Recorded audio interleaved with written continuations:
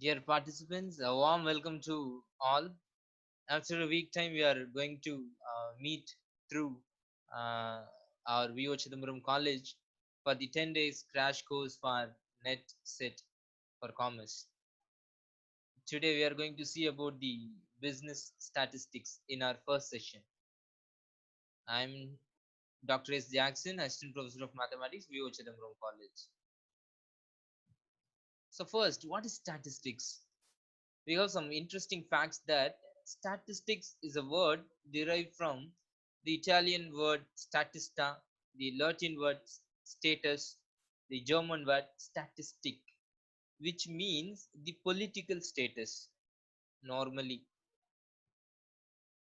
So here, statistics represents the status of a particular data, a particular data collected from the particular population or the numbers.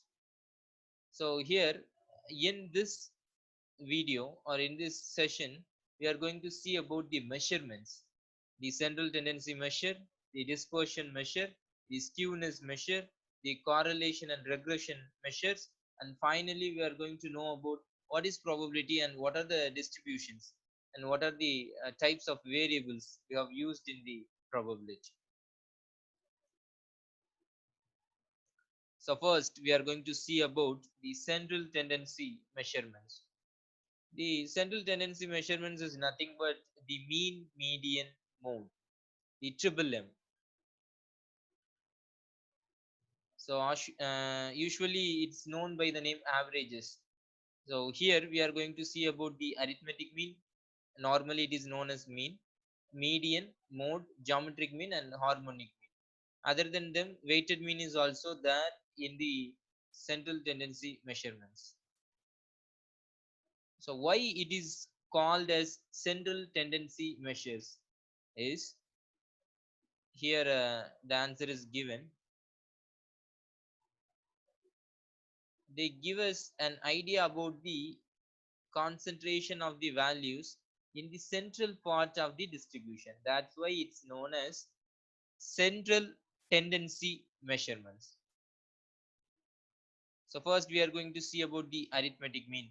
Let x1, x2, xn is denoted as the given set of data. Then the mean, the arithmetic mean, normally it is denoted by the symbol x bar, is calculated as the ratio between the sum of the numbers and the numbers, the total numbers. Here an example is given. There are 5 numbers is there. So here we have taken n is as 5. So x bar, the mean is equal to sum of those numbers 8 plus 3 plus 5 plus 12 plus 10 by 5, which is nothing but 7.6. So there are two types of data. One is normal data, raw data. It's discrete data. That's it will be given as a solo one. Normally we can split, but whether we are considering the group data, it will be given with an interval and a frequency.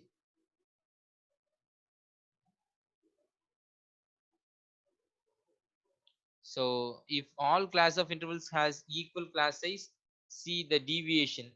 We can choose a deviation. First we have to check what is that. This is the interval is given, this is the frequency. The center point of the interval is known as xj. So normally we have considered this as I interval. Xj is the midpoint of this. So 60 plus 62 by 2. What is the deviation? We will fix a mid number and we will check the deviation. 64 minus 61. So here only 3 numbers is given so that we can easily check take the midpoint. If there are 8 datas, 8 intervals is given, how can we take the data? Whether we can choose the fourth one or we can choose the fifth one. So dj is 64 minus 61 minus 3, 0 plus 3.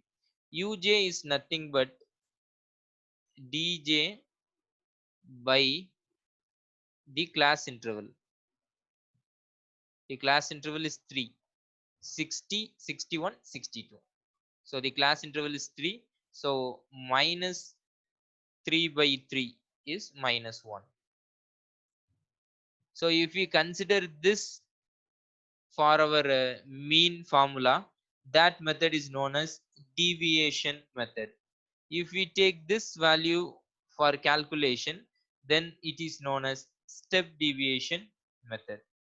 And this is the formula for deviation method. This is the formula for step deviation method. So what is your method? It's about to you. So normally step deviation method is an easy method because when we subtract a particular value from the given data and divide it by the interval, then it will become very low. So doing calculations using that particular value is very easy.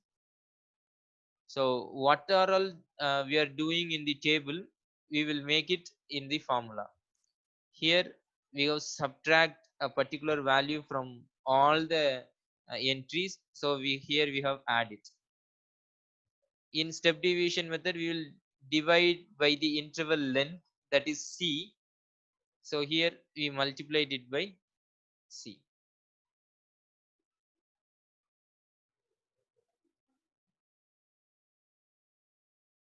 So next topic is median. What is the median?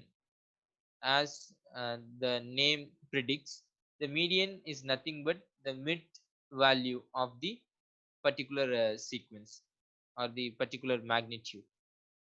So here also we have two types of data. One is raw data or discrete data. Another one is the group data. First, if the thing is given, if the numbers is given, you have to order it. After ordering, we can take the central value. If the total size of n is odd, then we can easily choose the n by 2 plus 1th term as mid value. Here in the first example, there are 9 values are given. So n by 2 is n, we have taken, sorry, n plus 1 by 2. 9 plus 1, 10. 10 by 2, fifth term. Fifth term will be considered as the median. So median is 6. If even set of even numbers is given, not means the total numbers will be even, then how can we find the median? Then there is the formula. If n is even, we have to use the formula n by 2 term. So median will be the midpoint of n by 2 term and n by 2 plus 1th term. So in the second example, they have given 8 numbers. So normally 8 by 2 will be 4. So we have taken 4 and fifth term. So normally some of you may ask, sir, why have we are choosing two numbers? If the fourth term is the median, when we consider about the initial point, this is the fourth term. When we consider the end point, this is the fourth term in reverse. So we are finding the mid value of these two. It will be 10. So 10 is the median. So if the group data is given, we are using this formula. Median is nothing but L1 plus n by 2 sigma f by f of frequency median into c. C will be the interval. The same type of interval is given. L1 is the lower class boundary of the median class. So how can we choose the median class? First, we will take the cumulative frequency. So 5 plus 18, 23. 23 plus 42 is 65. 65 plus 27 is 92. 92 plus 8 is 100. 100 by 2 will be 50. So where the 50th entry is lies, it is known as median class. Here, first one is 5, next one is 23, which means 6 to 23 will lies in this interval. 24 to 65, these type of entries will be lies in the this interval. So our median is 50th entry, it will lies in this interval. So this class is known as median class. What is the lower point? It's 65.5. So before considering the interval, you have to convert it to a continuous interval format. So what is called continuous interval format? We can check that. Here it's from 60 to 62, but there is a cut. The next term is starts from 63. So there is a cut. 60 to 62, one interval. There is a separation between the intervals. So first you have to delete this type of uh, interval. There is a cut. So how can we delete? We will consider the difference between the n points. So first n point is 62. The second initial point is 63. What is the difference? 1 divided by 2. That is 0.5. So in all the lower terms, you have to subtract the 0.5. In all the upper limits, you have to add 0.5. So 60 minus 0.5 is 59.5. 63 minus 0.5 is 62.5. 66 minus 0.5 is 65.5. Likewise, we can make the interval as a continuous one. So now come to the problem. So we fix the L1. What is n by 2? N by 2 is 50. L1 is 65.5.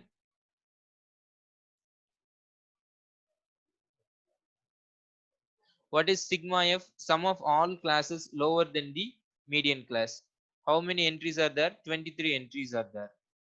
F of the frequency of median. The frequency of median class is 42. What is the size of median class? The class interval is 3. So put it into the formula, we will get the answer. Next we are going to see about mode. Mode is nothing but the number of times exist. What is the greatest frequency? Then it is known as mode. The greatest frequency in a particular data is known as mode. Here also we have the formula for the raw data and the group data. Here the set is given. 2 exists 2 times, 9 exists 3 times, 10 exists 2 times. So what is the major existence? For 2 frequency is 2, for 9 frequency is 3, 10 frequency is 2. So 3 is the maximum value. So the mode is 9 because it exists and its frequency is the greatest one. So what about the second point? Yeah, all the numbers have exist only once. So there are no mode exist. So what about this? There are two types of two modes are there. 4 and 7 exist 3 times. So you can ask a question, sir, is it possible to exist more than one mode? Yeah, it is possible. In a particular sequence, there may be many number of modes are there. Mode can be there. So what about the group data? For a group data, the mode will be find with this formula. L1 is the lower class boundary of the model class. Delta 1 is the excess of model frequency over the frequency of the next class. Delta 2 is the model frequency over frequency of the next higher class. Delta 1 is about lower class, delta 2 is about higher class. How can we fix it? First, fix the highest frequency 16. Then consider the lowest point of this. As we said earlier, first make it as a continuous interval. So what will be the lowest one? 269.995. How it becomes? The difference between 270 and 269.99 is 0.01. Divided it by 2, it will be 0.005. Subtract 0.005 from the all the lower term and add 0.005 to all the upper term. So it will be, the mode class will be 269.995. What is del 1? The difference between the 16 and it's the previous entry. 16 minus 10 is 6. And what is del 2? The difference between the 16 and the next successor entry, that is 16 minus 14 will be 2. So delta 1 is 6, delta 2 is 2. What is C? C is the size of the interval, that is 10. So using these numbers in the formula, we can get the mode for the group data. And these three is known or normally known as the measures of central tendency. What is the relationship between them? That is, if you have the mean and mode, you can find the median. So using 2, we can find the either one. So using this formula, we can find it. Mean minus mode is equal to 3 into mean minus median is the relationship between the measures of central tendency. So other measures of central tendency will be the geometric mean, which is nothing but the 1 by nth root of the product of the given numbers. And the harmonic mean is nothing but the n by sigma 1 by x, which can be calculated using the example. An example is given. So normally harmonic mean is nothing but the reciprocal of the arithmetic mean of the reciprocal of the numbers. Reciprocal of the arithmetic mean of the reciprocal of the numbers. Next, we are going to see about measures of dispersion. So, in the measures of dispersion, first we have to know why it is called the measures of dispersion. Dispersion terms means the deviation or the difference of certain values from their central value. We have already know that the most known central value is mean. So how the entries have deviated from the mean is known as measures of dispersion. So first, in the measures of dispersion, we have to know about the range.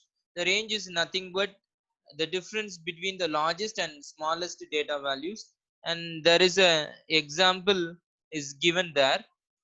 Here the highest value is nothing but 70 and the lowest value is 53. So the range is 70 minus 53, it's 17. Sorry, there is a mistake there. Next, we are going to see about the variance. The variance is the average of the squared differences between each data value and the mean. So the variance is given by the difference between the entry and the mean, the squared sum by the total value n. So next we are going to see about the quartiles, deciles and percentiles. Quartiles means you have to divide the entire value into 4 parts. So that is known as quartiles. So first one is the lower extreme. Next one is the upper extreme value. 50% is nothing but the median value. The quartile between the lower extreme and the median is known as LQ or Q1. The quartile value between the median and the upper extreme is known as upper quartile, that is Q2. Likewise, if you divide the entire value of the data as 10 equal parts, then each part is known as deciles. If we take it as to 100 equal parts, then one part is known as percentile. That's why we have taken 100 for mention the percentage. So what is this standard deviation? As we said earlier, using the formula we can find the standard deviation. If we known the variance, the standard deviation is nothing but the positive square root of the variance. And here there is a formula for coefficient of variation. Normally it is given by sigma by mu. Sigma is the standard deviation, mu is the mean, into 100. So next we are going to see about the mean deviation. Mean deviation is nothing but the average of deviations of all the values from a statistical average, whether it would be a mean, median or mode. And these are the formula. We can take either the median or the arithmetic average for our consideration. Next we are going to see about the measures of skewness. Before seeing it, first we have to know what are all they. Normally there are two types. One is measurement of skewness and another one is measurement of kurtosis. So what is known as skewness? Skewness is nothing but the level of symmetry. So normally in mathematical terms we can set that for a symmetrical distribution the mean and median will be same. If you are taking a axis, both the sides will be same. That's the pictorial meaning for this. If the meaning is greater than, then it will be known as skewness. Either it will be greater than or less than, but it won't be equal to the median. So normally there are two types of skewness. One is positive skewness if the mean value is greater than. Another one is negative skewness, it will be the mean will be less than.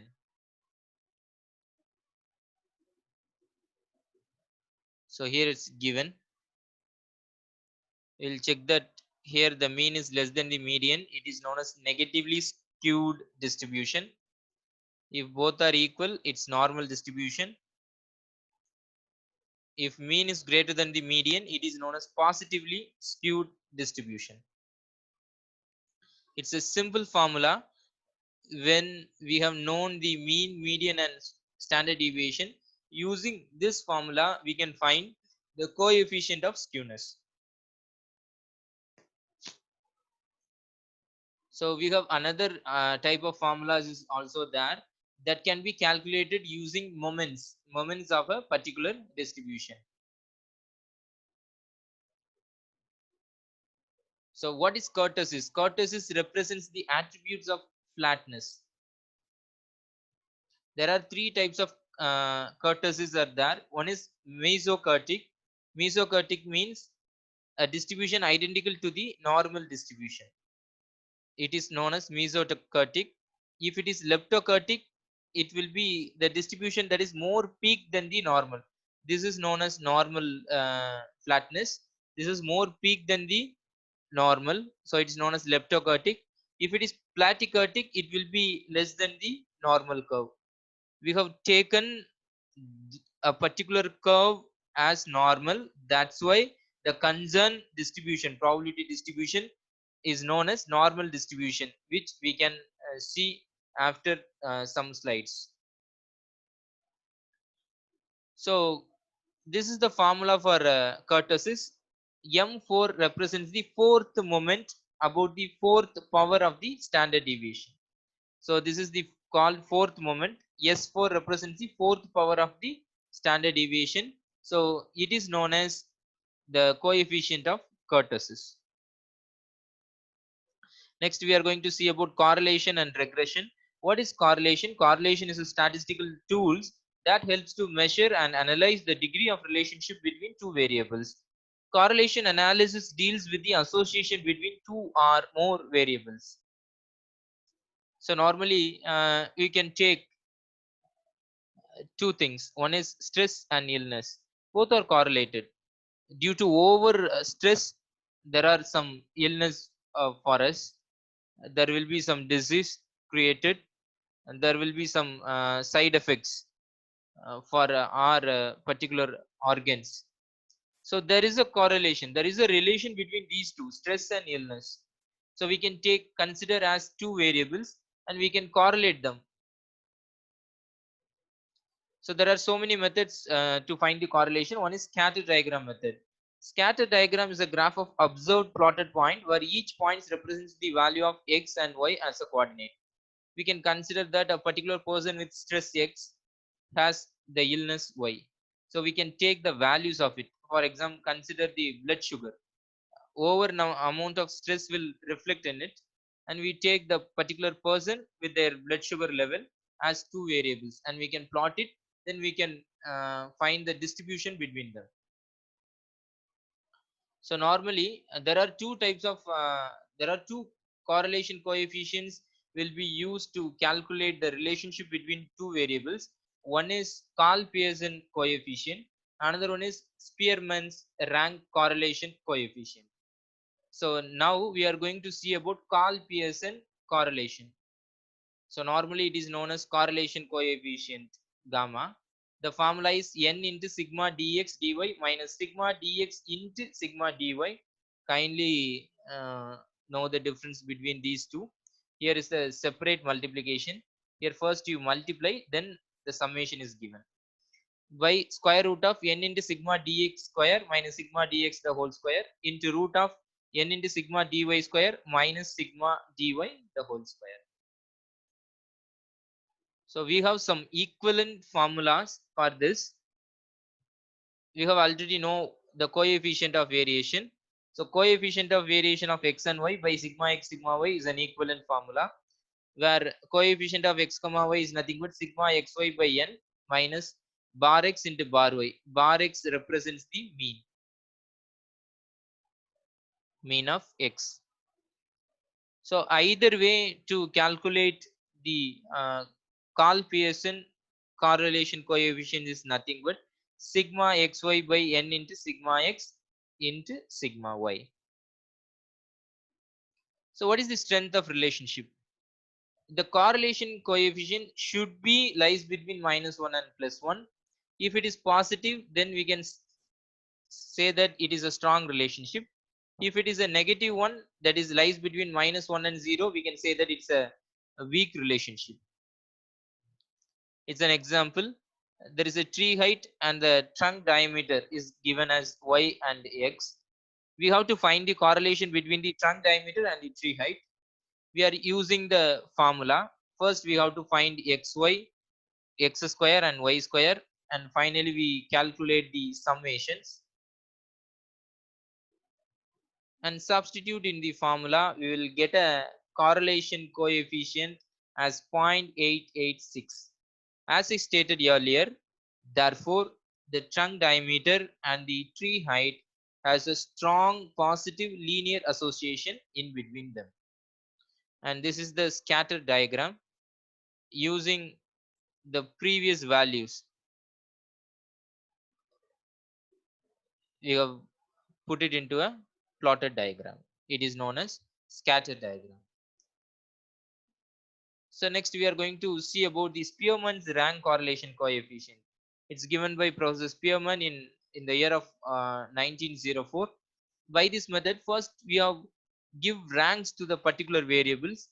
After giving the rank, we will find the difference between the ranks, and using this formula, rank coefficient is equal to 1 minus 6 into sigma d square. D represents the difference between the ranks, n represents the total numbers. And it's an example for the rank correlation method. So there are 8 values is given. We have given the rank accordingly.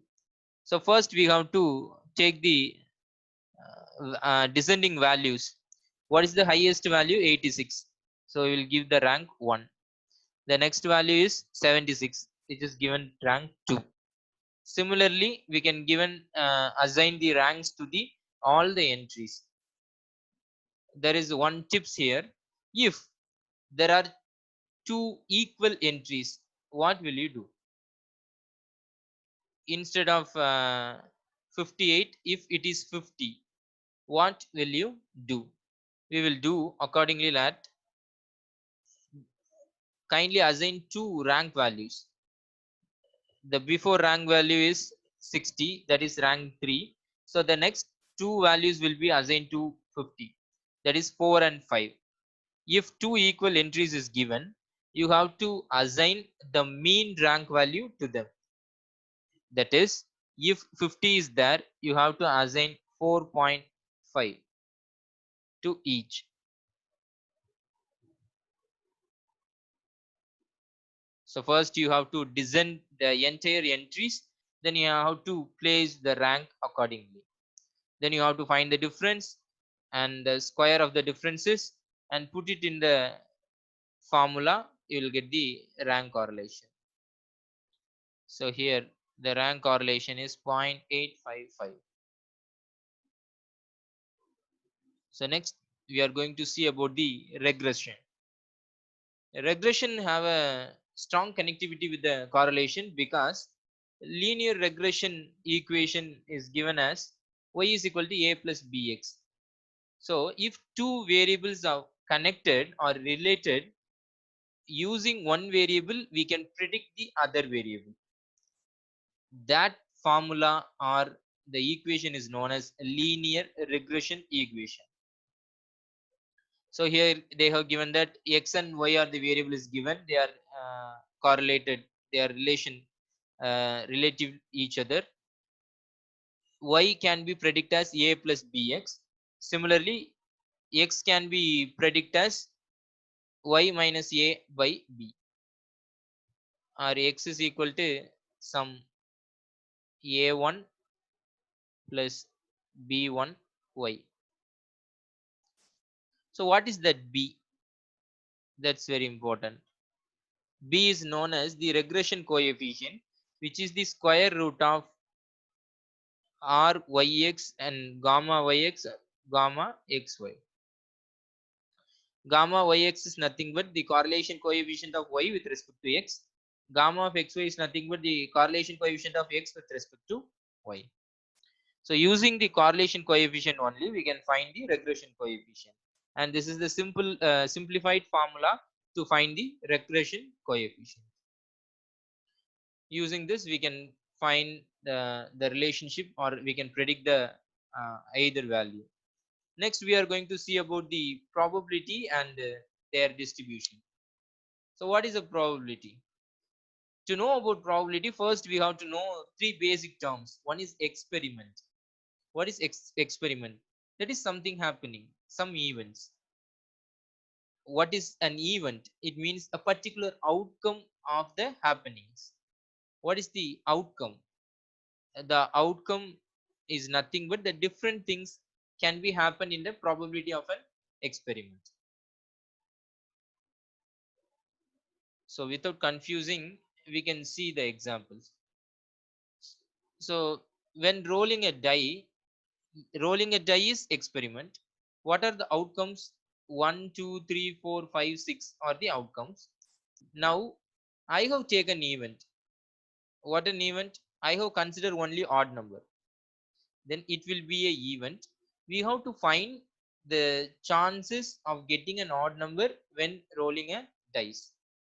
So for this ratio, we need the sample space. What is the sample space? The sample space is nothing but the collection of all outcomes. When rolling a die, only 6 outcomes can be uh, placed. From we can get either number 1, 2, 3, 4, 5 or 6. Similarly, we can take the other experiments also. So what is the probability? Probability is nothing but the ratio between the number of ways the event could happen by the total number of possible outcomes. That is, the event happened with respect to your condition and the total sample space. When we consider the above one, the event is odd number. Getting an odd number will be 1, 3, and 5.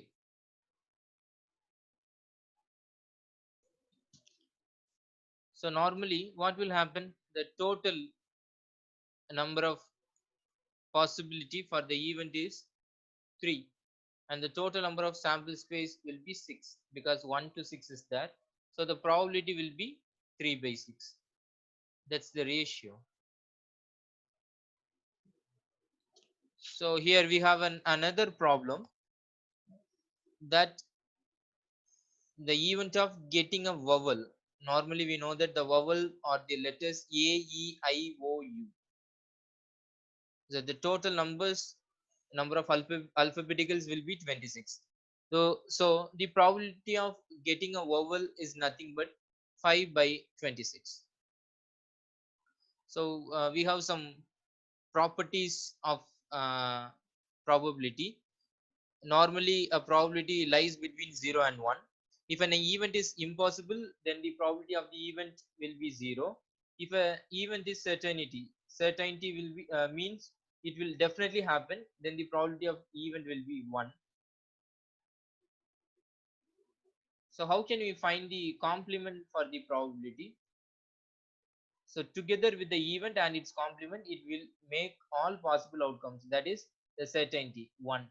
So normally, if you want to find the complement, you have to subtract the probability value of the particular event from 1.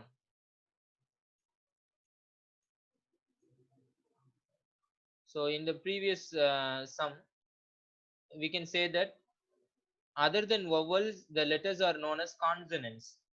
So if you want to check the probability of the consonants, it will be 1 minus 5 by 26. So that is 21 by 26. So next we are going to see about the independent event. What is known as independent event is, it will happen in the same time, but it won't disturb one another. For example, take two events. It rained on Tuesday. Even B, my chair broke at work. Both can be taken in the same place. One event won't affect the others. So the next, the rule for multiplication rule for independent events. If two events is happen independently, one is A, another one is B, we can multiply the probability to get the intersection value, the common particular outcomes. So P of A intersection B will be P of A into P of B only for independent events. Another one type is mutually exclusive events. Normally, mutually exclusive event and independent events have been confusing. Some easy tips can be clarified this.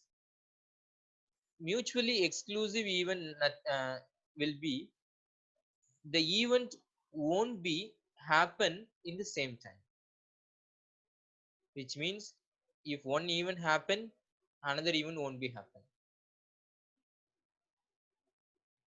So for normally, if two events happens, the probability of either uh, the probability of either event will be P of E plus P of F minus P of E and F.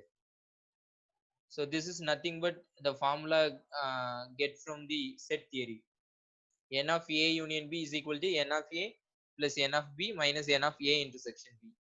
Likewise, we can get the same. So if E and F are mutually exclusive, then there is no common part. Therefore, P of E or F is nothing but P of E plus P of F. But in independent event, it will happen simultaneously. So mutually exclusive is different from mutually independent. So what is the conditional probability? Now we can say that if a event is not mutually independent, then how can we find if one event disturbs the other one. One event is dependent the other one.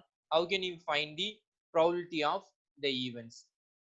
So event A is drawing blue marble, event B is drawing blue marble second in a particular replacement category.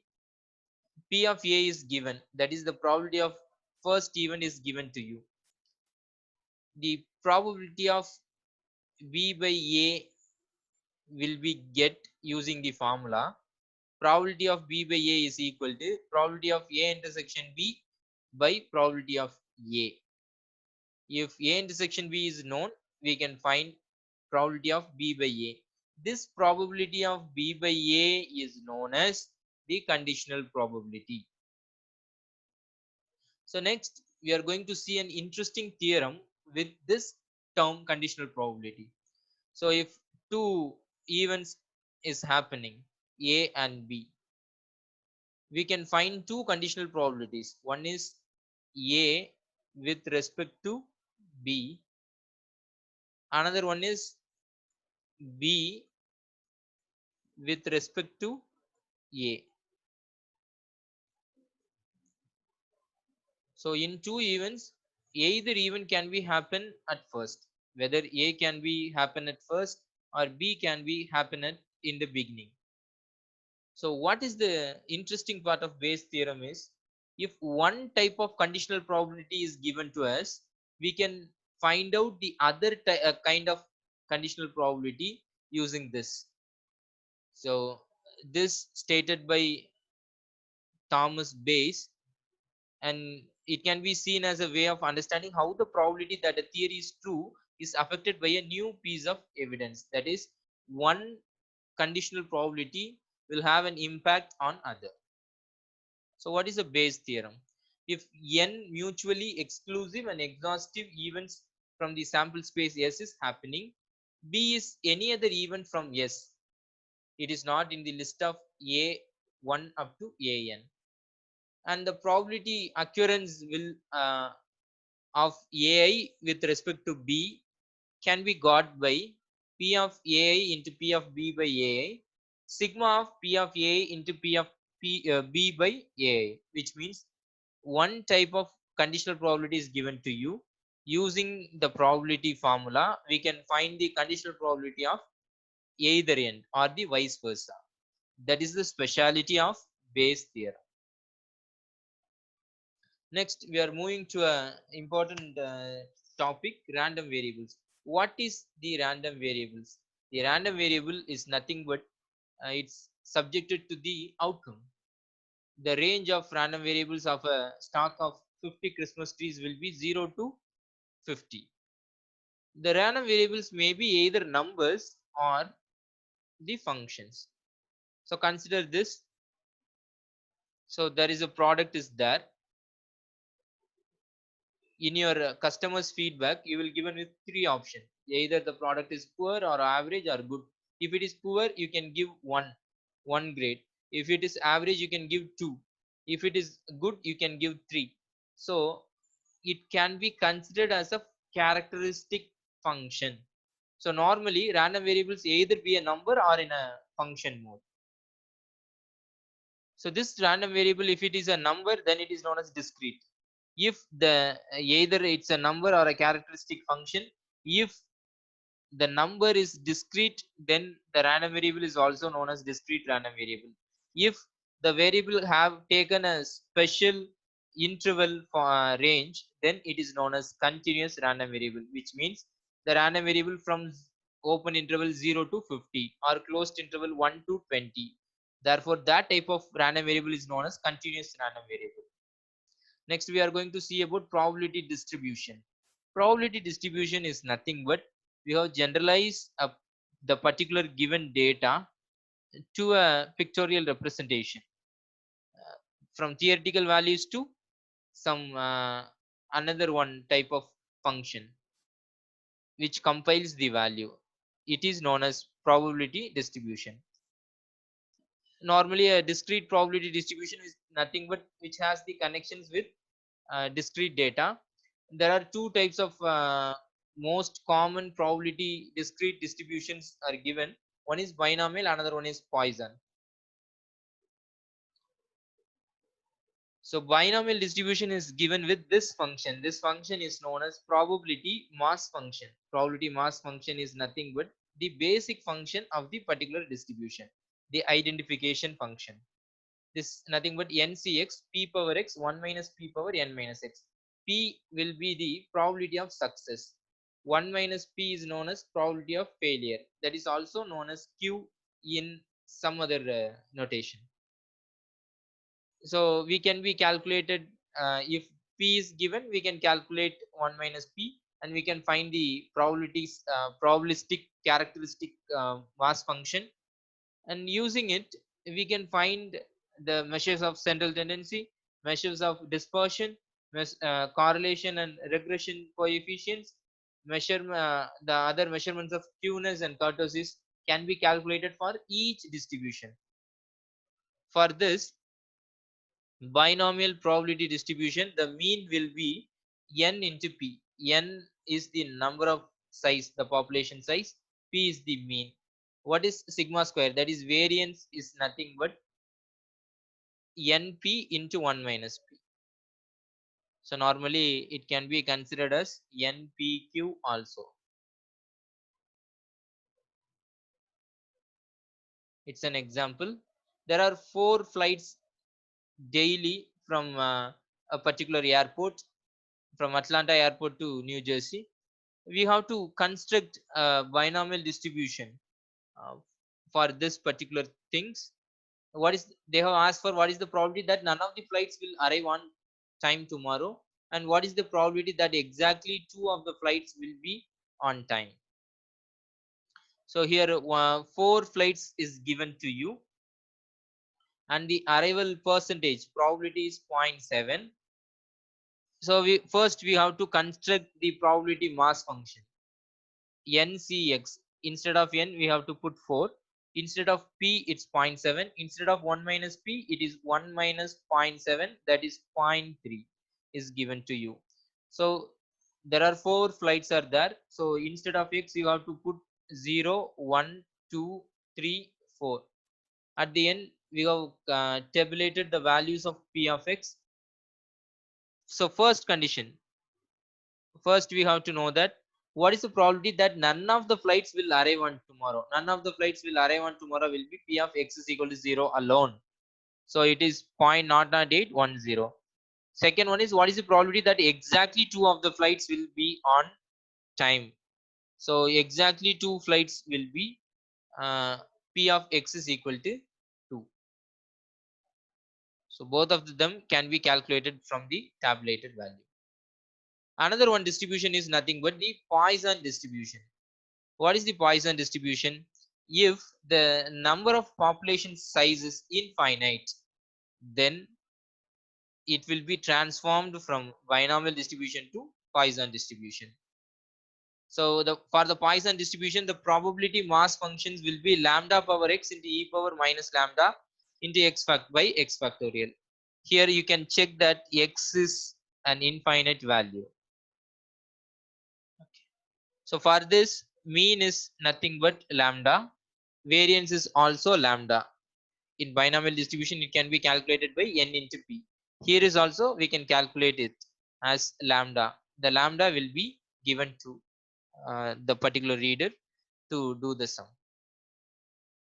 So in the particular problem, they have given that suppose that a new knighting machine used by a mill only fails to operate one time in 10 hours. So therefore lambda is equal to 1 time in 10 hours, that is 1 by 10. 1 by 10 is 0.1. So substituting it, we will get the probability. So if we are using the continuous variable into distribution, then it is known as continuous probability distribution. There are most two common continuous distributions are either one is uniform distribution, another one is normal distribution. So in uniform distribution, p of x is 1 by b by a. What is b is the end point, a is the initial point. And here the mean is given by the formula a plus b by 2, and the variance sigma is given by root of b minus a the whole square by 12. And it's an example for this. Next, we are going to see about an interesting distribution. It is known as normal distribution. When we are seeing the kurtosis, I have mentioned you about mesokurtic. Mesokurtic is nothing but if a curve is equal to the normal curve, then it is known as mesokurtic. So why it is known as normal curve? Because it has a symmetrical region. It is bell shaped and it's defined by the two parameters. One is mu, another one is sigma. Its probability density function is given as 1 by sigma into root 2 pi into e power minus x minus mu. Mu is nothing but the mean, the whole square, by 2 into sigma square.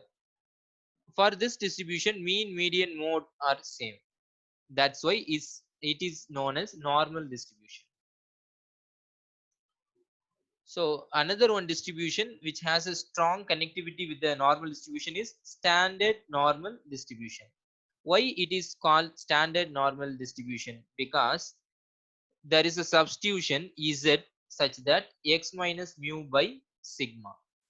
If we substitute it, the previous normal distribution probability density function will be changed into 1 by sigma, square root of 2 pi e power minus z square by 2. Therefore it is here the mean and standard deviation will be mu and sigma. If such substitution is happen, then the mean of the particular distribution will be 0 and the standard deviation will be 1. That's why it is known as standard normal distribution, because its standard deviation become 1. And these are the application of the standard normal distribution for a particular problem. First we have to read the problem, then we have to find the normal distribution and the pictorial representation also. Then we have to calculate the z scores for the corresponding x values. For this x values, we can get a particular concern z value. Using that z value, we can come to a conclusion, because there is a fixed value table for the standard normal distribution. This is the problem. They have given that assuming mill pays workers for their salary, it is a average annual pay and it is the standard deviation. Find the probability between the persons lies between these two particular ends. So between $13,000 and $20,000, you have to figure out the probability. So this is normal curve.